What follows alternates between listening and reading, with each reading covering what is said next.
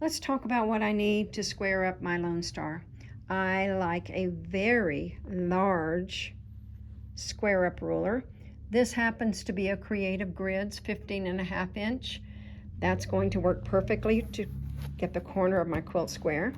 I also like to use a long straight ruler. This is Omni Grid, Omni Edge, and this is going to allow me to get the sides between the corners really straight. I also have a klutz glove, very important when you are relying on your hands to work every day.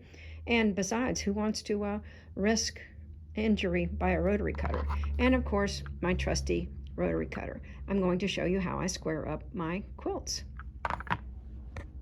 First thing I'm going to do is place the square up ruler in the corner, and then I'm going to trim along the outside edge on every corner. Now that I have trimmed out the corners, I'm going to use my straight ruler and lay it across the gap, and I'm just going to trim that part that's connected there. I'll do it around all 4 sides, and this quilt will be trimmed. Love this Lone Star.